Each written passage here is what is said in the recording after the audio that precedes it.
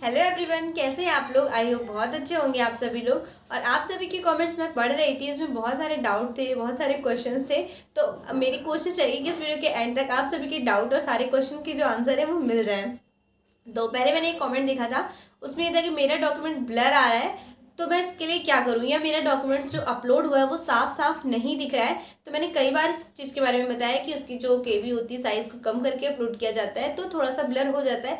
और उसको ये रिगार्डिंग भी कमेंट्स थे कि क्या मुझे कलर प्रिंट आउट निकलवाना चाहिए या ब्लैक एंड वाइट निकलवाना चाहिए। तो जो भी आपकी मर्जी हो वो आप निकलवा सकते हो। ब्लैक एंड वाइट सस्ता निकलता है और 2-3 रुपये या 5 रुपये जो भी हो वो महंगा निकलता है कलर प्रिंट आउट। तो मैंने तो ब्लैक एंड वाइट निकलवाया है और आप लोग भी जो चाहें वो निकलवा सकते हैं। वैलिड आपका दोनों रहेगा, ब्लैक एंड वाइट भी और कलर भी। और दूसरा कमेंट मैंने देखा था कि जो मतलब मैंने इससे पहले वाली वीडियो में अपना डॉक्यूमेंट्स अरेंज किया, तो उसमें मैंने बताया था कि जो वाटरमार्क वाले डॉक्यूमेंट्स है उसमें मेरा इंटर की जो मार्कशीट है उसमें भी वाटरमार्क है। तो उस चीज़ को लेकर के बहुत सारे लोगों को डाउट हुआ और बहुत सारे लोग थे जो मेरी तरह भी थे जिन्होंने इंटर की मार्कशीट अपलोड करी। तो इन सारे डाउट को मैं क्लियर कर देती हूँ। देखिए, करना क्या था, आपको ग्रेजुएशन की मार्कशीट प्लस डीएलएड की मार्कशीट अपलोड करनी थी, ठीक है।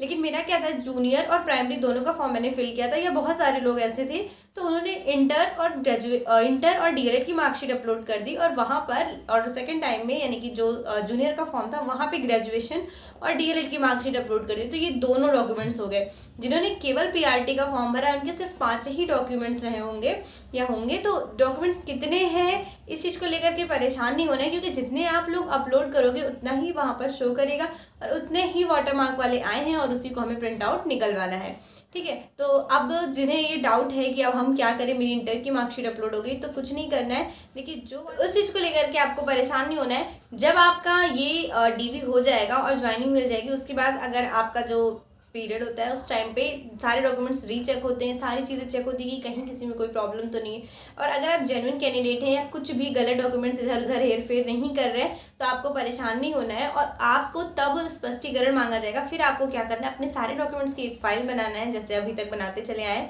और उस फाइल को ले जाके बीआरसी सेंटर पे जमा कर देना है। तो इसके अलावा और भी ज़्यादा कुछ अगर आपको डाउट लगता है तो आप एक एफिडेविट बनवा लीजिएगा, जो कि आपका 100 या 150 रुपये में बन जाता है। एक एफिडेविट बनवा लीजिएगा, तो जो भी आपको डाउट होगा डॉक्यूमेंट से रिलेटेड उससे आप कंफर्म हो जाएंगे कि हाँ ये चीज़ें मेरी गलत हो गई, तो मैंने एक एफिडेविट बनवा ली है, ठीक है। अगर कुछ कम अपलोड है या कहीं ऊपर नीचे अपलोड हो गए, जैसे कभी कभी बहुत सारे, देखिए री अपलोड का ऑप्शन तो अभी आया नहीं है, हो सकता है वहाँ जाने के बाद पता चले कि हाँ री अपलोड का ऑप्शन है, क्योंकि बीपीएससी की कभी भी कोई भी नोटिस जारी हो सकती है। जैसे अभी तक बहुत सारी चीज़ें हैं जो क्लियर होते होते हो रही हैं, मतलब इकट्ठे एक साथ सारी चीज़ें क्लियर नहीं होती, थोड़ा आज पता चलता है, थोड़ा कल पता चलता है, तो ये सारी चीज़ें चलती आ रही हैं।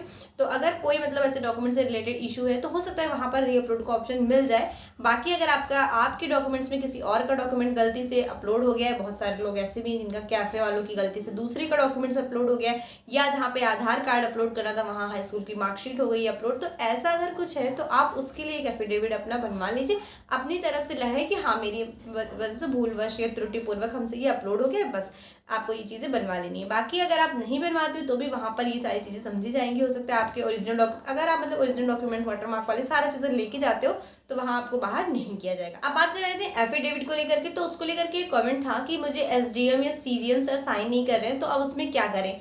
तो देखिए, जहाँ तक अभी तक जितना मुझे नॉलेज है उसके अकॉर्डिंग मैं बता रही हूँ कि एफिडेविट जो होता है आपका उसमें नोटरी से ही बनता है, मतलब वो जो कचहरी है वहाँ से बनता है, और वहाँ के जो उसको बनाते हैं वो वकील 10 वर्षों से ज़्यादा उनके पास मतलब एक्सपीरियंस हो रहा होता है, या पुराने वकील होते हैं वो ही बनाते हैं एफिडेविट। तो आपकी वो एफिडेविट ही अभी तक मतलब जहाँ तक यूज़ होती आई वही यूज़ होती आई, नोटरी वाली ही, तो आपको वही बनवानी है। और मुझे नहीं लगता, मैंने कई लोगों से पता भी किया, तो ऐसा कुछ नहीं है कि आपके एफिडेविट पे सीजीएम या एसडीएम साइन करेंगे, क्योंकि गलती आपकी तो आपको एक्सेप्ट करना पड़ेगा और उस चीज़ को वेरीफाई कर देते हैं आपके डॉक्यूमेंट्स चेक करके कचहरी से कि हाँ आप जेन्युइन कैंडिडेट हैं और आपसे गलती हुई है, मुहर वगैरह लगा के वो सारी चीज़ें हो जाती है। तो वो उसमें एसडीएम और सीजीएम के साइन तो मैंने कभी नहीं सुना था, बस आप लोगों के थ्रू ही सुन रही हूँ कमेंट्स में। और अब सबसे बड़ा डाउट, अभी तक पता है सबके ट्रॉली बैग पैक हो रहे थे, मेरा भी ट्रॉली बैग आ गया था, आप लोगों ने देखा होगा बड़ा सा।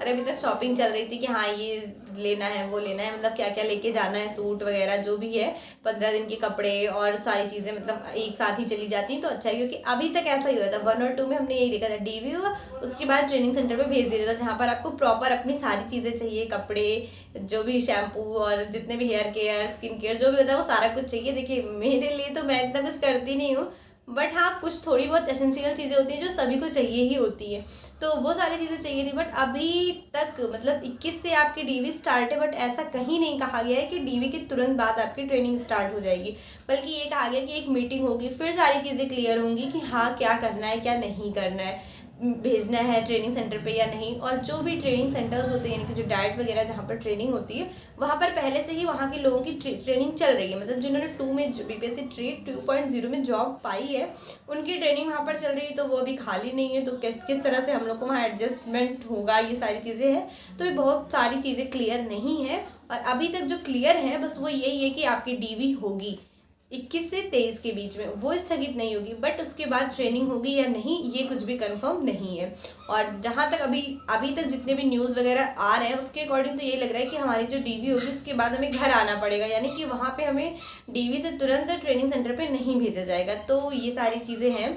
बाकी अगर आपको फिर भी आपको अपना बैग रेडी रखना है, हो सकता है कभी भी न्यूज़ आ जाए कि हाँ आपको भेजा जा रहा है ट्रेनिंग सेंटर डायरेक्ट, तो आपके पास सारी चीज़ें रेडी हो, बस बैग लेके चलना हो। तो इसके अलावा अगर आपकी कोई और डाउट होंगे तो कमेंट सेक्शन में मेंशन कीजिएगा। मिलते हैं आप लोगों से नेक्स्ट वीडियो में आप सभी के कमेंट्स के रिप्लाई के साथ। और बहुत सारे लोग पूछ रहे थे कि मैसेज आया या नहीं, तो अभी तक नहीं आया, बट जब भी आएगा मैं वीडियो के थ्रू आप लोगों को बता दूंगी। और